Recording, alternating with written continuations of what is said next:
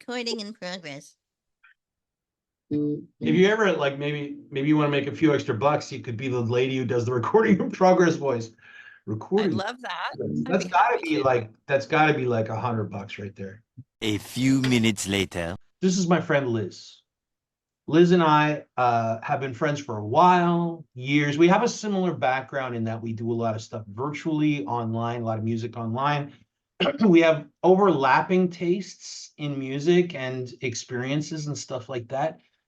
Just to embarrass Liz a little bit, I think she is one of the finest musicians I've ever met. Great singer, great player, but also great composer, very innovative, very courageous. And if you know me, courage in composition is one of the things I admire most, and she's really got that. We sort of started really getting to be like friends about like a year ago, year and a half, year and a ish. We've been friends, but I was like, hey, you know, we'll talk more often or whatever. And she started hanging around with my friends, and all of a sudden they like her more than they have like me, so that was a mistake. But yeah, so just recently we've been like, you know, maybe we should help each other out a little bit, like musically. Yeah. So, which she did. She sang on my recent release called Born in '69. And I asked her with the utmost humility and respect if she would let me play on her song that she just recorded called Shadow People. Let's pretend you don't exist. And I'm going to, wherever I post this, I'm going to try to put links to those things in the comments so you can get to them, because Shadow People was a song, like when I heard it, like it just grabbed me so hard. And it might just, I don't think it's just me. I know a lot of people love it, but it really got to me. Liz and I have been talking recently about my upcoming album called Let the Dead Things Die, and if she wants to help me. And she said yes, and I'm super excited about it. So I'm going to start. Liz, what are you up to? What are you doing lately? Well, I'm working full time on my solo music. Been at it for like, well, a year and some change. Just before Joel and I started playing in each other's sandbox on the regular, instead of just like bumping and I really love what you do. I really love your vibe. Yeah. How We do should you do talk. this? We should hang out sometime. Yeah, and we never. I mean, it was just like, oh, let's do a duet. Let's do something. Let's like work together. You know. Just before we started talking about that, I was doing what I felt like was my solo swan song, and I could talk for way too long about that, but that's what I'm putting my full-time energy into now. I stopped teaching. I stopped gigging. Gigging like in brick and mortar because pajamas from home, it's just, anyway.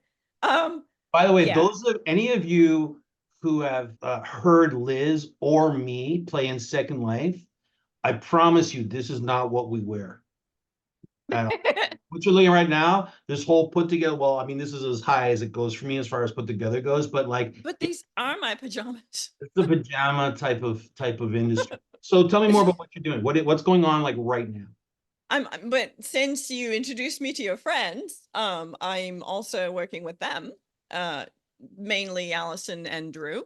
We're working together a lot with Allison's solo stuff. And so for those of you who don't know, Allison is the one who sings backup on my song Hard Times, and Drew is the one who mixes and masters almost everything I do, does almost all my videos, and he also played bass on my first album. So they've both been a big part of my life for a while. Please continue. And now a big part of mine, and both just monster talents and so much to bring to the table, just like Joel. The whole little support group of artists, creatives has been like to me, it's everything. It's been the game changer that has me on the trajectory I'm on right now, which is finally doing my solo stuff. I've never done the solo stuff in a way that was commercially competitive.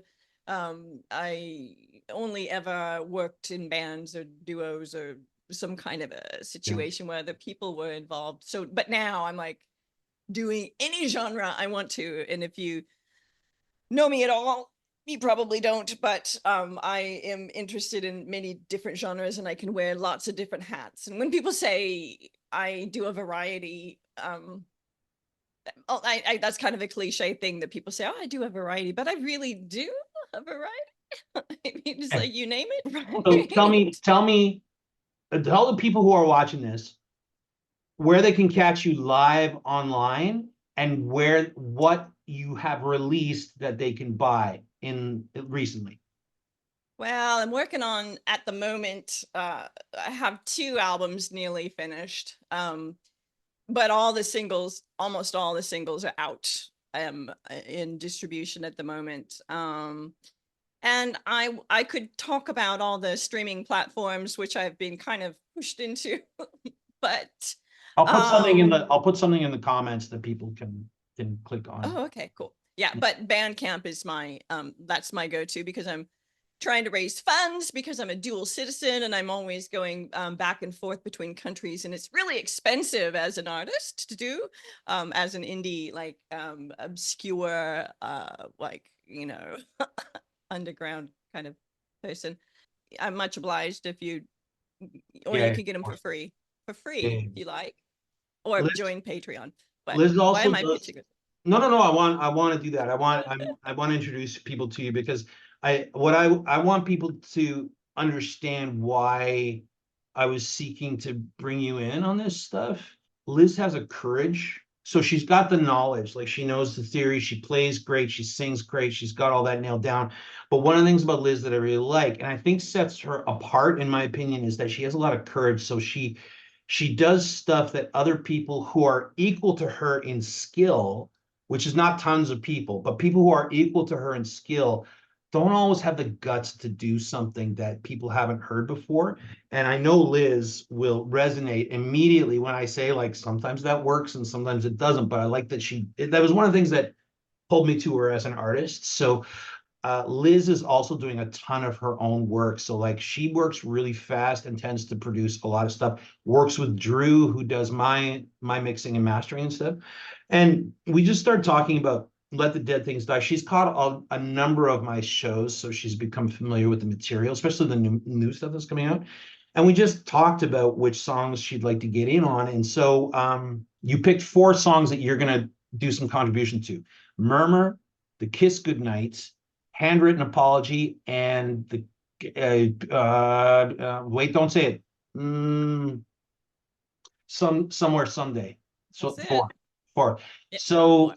if it's okay, tell me why. Like I gave you like 16 songs or something. Like why'd you pick those 4? Again, I would just want to say I enjoyed all of it, but those just were like sat in my lap when I had to listen, and I was just like, oh, hi, you know.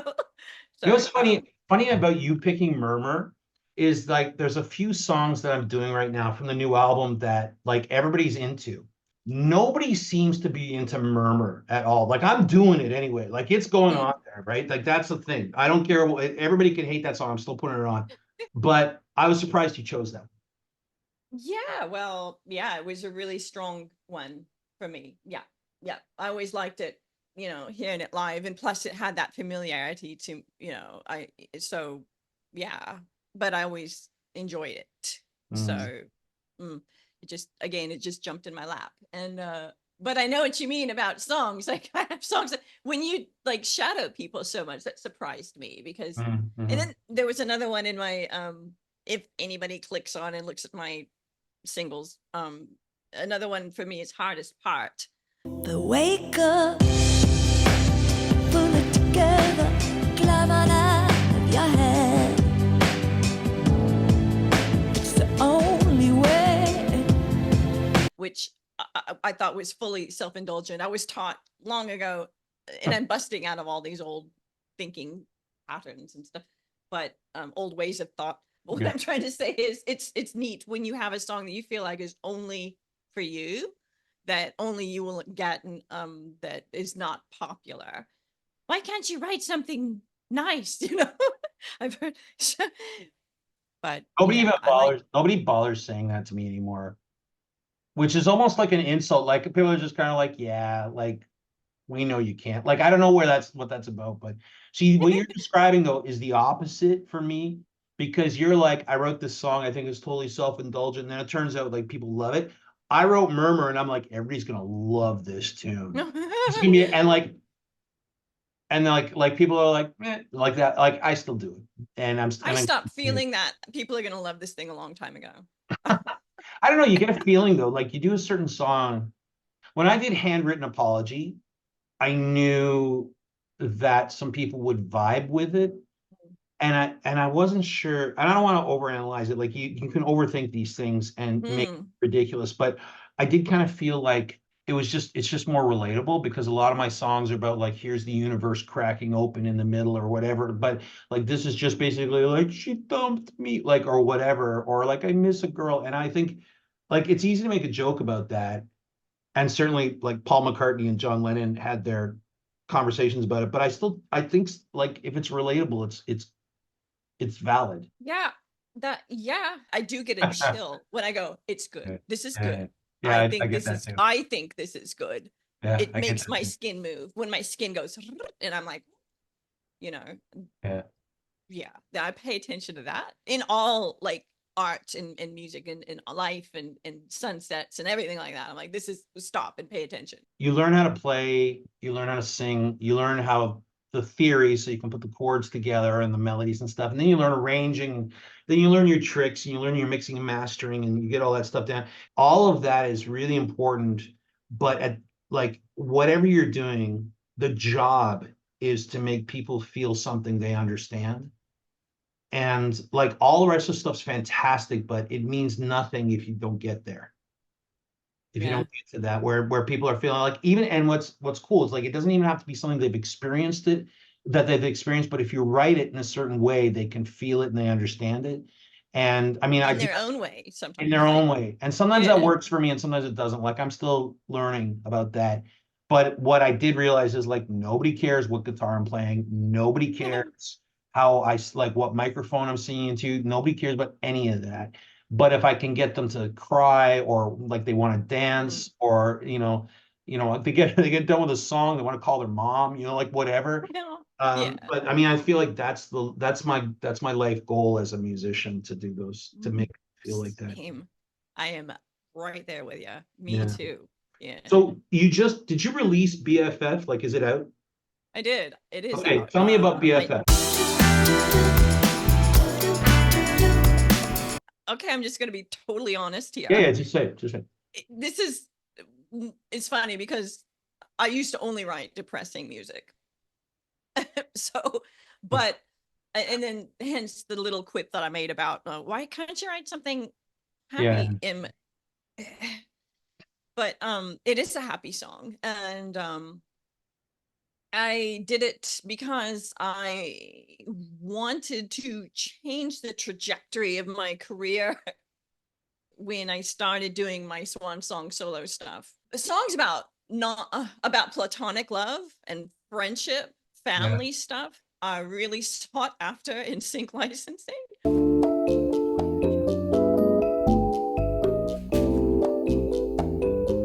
All right. And I want to play some music in sync licensing again. I did many moons ago when the indie scene was very different and music hadn't been as devalued as it is. It was on its way, I trust.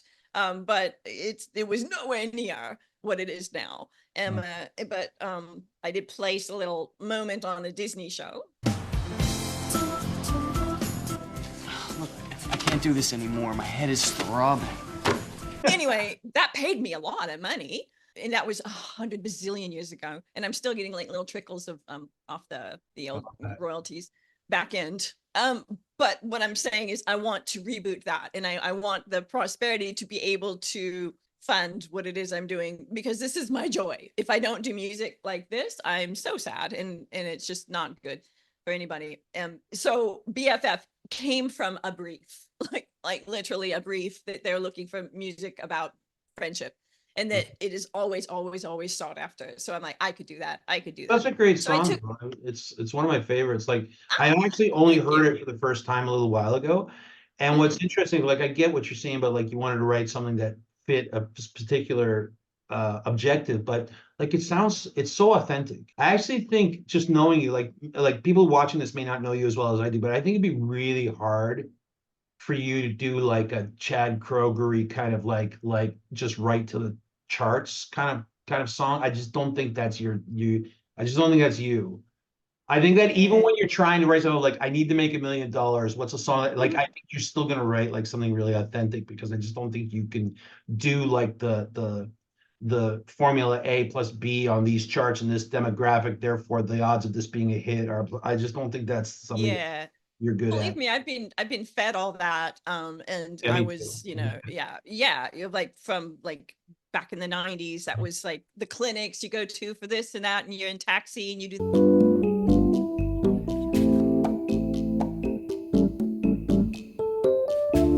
Yeah, so that was my focus, like my obsession. And I felt like I was forcing it all the time. I was like thinking about it, you know, not that I would force the brief. Sometimes I wouldn't. I'm like, this is sounding wrong. This is not me. This is wrong. Although, I mean, BFF is a really good example of that. There were many incarnations of it. Mhm. It started out as kind of a candy pop rock kind of real. Not that I couldn't wear that.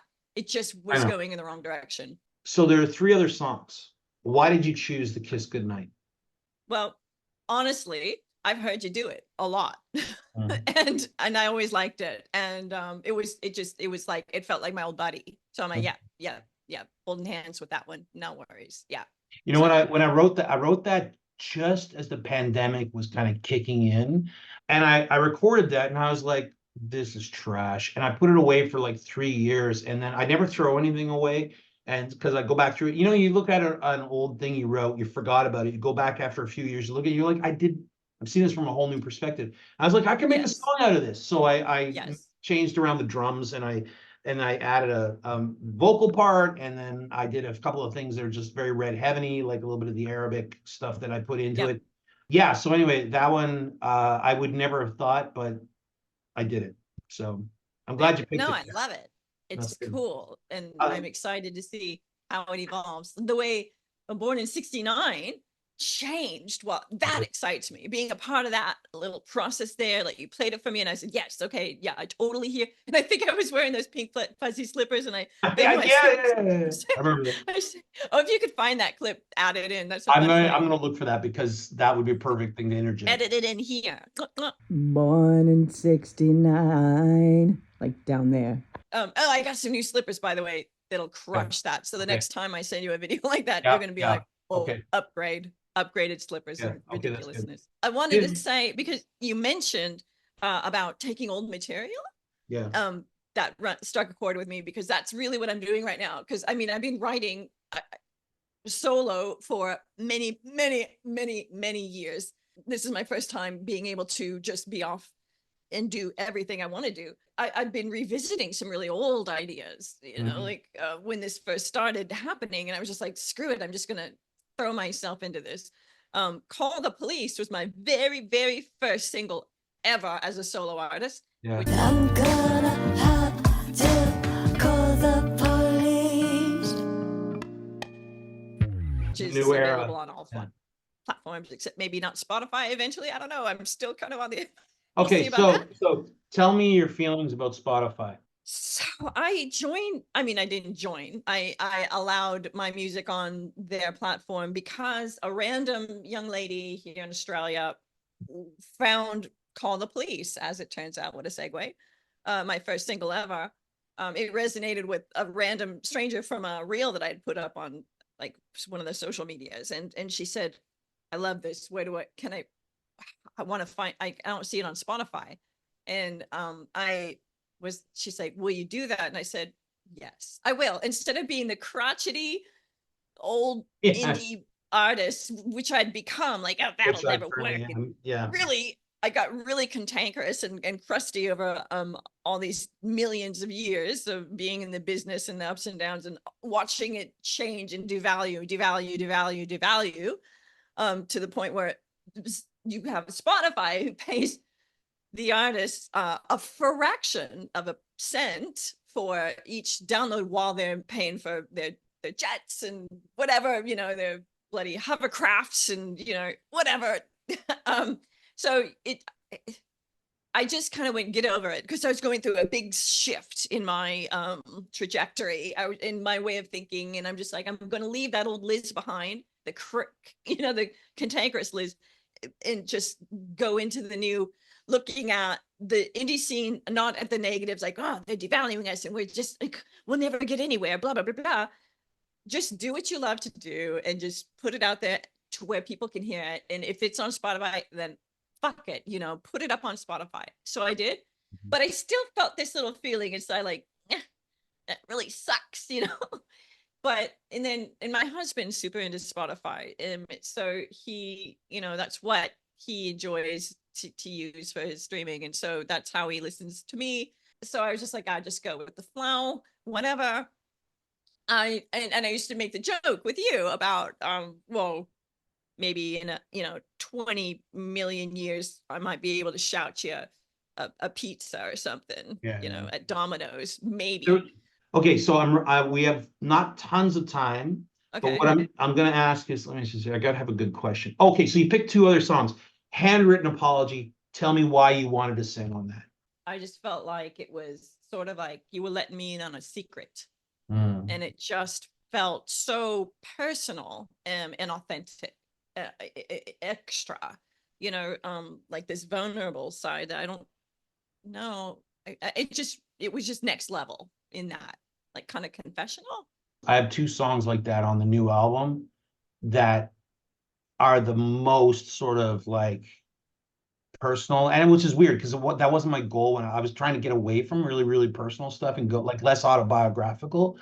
But I ended up writing these, so like that didn't work out. But sometimes when I'm singing Handwritten Apology, and the other one is Letter to the Man I Used to Be. I don't know if you heard that one or not, but and like sometimes when I'm singing it, like I'm just about to start, and it lasts like a split second, but I have a moment where I just hesitate almost, where I'm about to sing and I'm like, oh God. There is a moment when I'm doing Handwritten Apology, just as I'm about to cut into some of those lyrics, I'm like, God, what am I doing? Like, you know, and I get that with Letter to the Man as well. But anyway, it took me by the hands. So yeah, I said, me. what about the other one? Somewhere, like, not as many people know this one, I think. Somewhere Someday. What was the draw to that for you? Right. And again, if memory serves, and I think it does, because it made quite an impression on me. That's the one with the tremolo. That gave me instant yes, you know, I just love that vibe that you created, and you know, again, I can't wait to hear what you do with that. But then also in your vocal delivery, there was some stuff in there that I've not heard from you before, and Me neither. So. I was really impressed and interested in it. I mean, first it hit me with that kind of how soon is now, the Smiths sort of like swagger. Gives me a chill just thinking of it as like one of my favorite tracks in the world. High praise. I know. Yes. When a Gen X woman compares you to Smiths, like, that's not a game. So I appreciate it. Yeah, no, it moves my skin. But so I'm really excited about that one. Yeah, because that swagger. All right, so I have a few. We're almost out of time, but I'm gonna ask you. This is like bullet rapid fire. You know what bullets are. I don't know why I'm doing this, but what I want you to do is to tell people who are watching this what they should be looking for from you in the near future, what they should look at right now while they're waiting for it to happen. More music and videos. I'm just gonna continue to punch that out. I didn't say where you can find me on like my live streams. I've been taking a bit of a hiatus from that at the moment because I'm focused on creating more content. In that I mean writing my art, working. Patreon.com/Liz Aday. You can join for free, or $5 Australian a month, you know, gets you in to see all content. What's the next song that's going to come out of you? I have one called Tongue Tied, and Oh, yeah? some of you, I mean, if you don't know me, you probably don't know that I have vocal cord paralysis, and they don't know how I can speak, let alone sing. And at one point, they said I mightn't speak again properly. But look at me now. I mean, I'm going. But I do have a paralyzed vocal cord, which is a weird thing. I'm an anomaly. I'm actually in a book. It wasn't about the vocal cord paralysis because I wrote it just before it happened. And it was a metaphor. It is called Tongue Tied. So, but it got really literal, really quick. Now so that's what you're working on right now? That's coming Yeah, out? Tongue Tied. Okay. I haven't heard anything about this one yet. So okay. If you click around, it'll be there. We're both patrons of each other, by the way. Well, that's what I'm like, how did I miss that? Like, I love what you're doing. I really Thank do. you. Well, you know that. I mean, I don't want to make it this thing where like doing it like performatively, where like people are like, I'm really a big fan of Liz, everyone. Like, I don't want to make it sound like that, but I am, you know, I'm a big fan. And Genuine. I It's just wanna- genuine. We're not screwing around. I mean, No, I know. I mean, I want to I can thank always you find also. something nice to say about people's music that I'm not, maybe I'm like, oh, this isn't my cup of tea, but I really genuinely like your stuff. I'm very grateful that you're going to be helping me out with this. So I don't know what the end result is going to be, but I know that having you involved is going to make me feel like $1,000,000, and I know people are going to love it. So honestly, between you and Olga, I think that like I have my dream team as far as vocals go. So I couldn't ask for more. She's awesome. Olga, you're so good. I really like your stuff. Yeah, really. Great- No, great honestly, work. honestly, Olga is so consistently amazing, but you both have that thing where we were talking about, I'm not like, I got like a minute left on this interview, but you both have that thing where you're so good at like complex, dense harmonies, which is a thing that really helps me, make the song into the best of what it could be. So I'm really grateful for that. All right, Liz, have a very productive day. Thank you for doing You this. too. All right. I'll see you in the funny pages.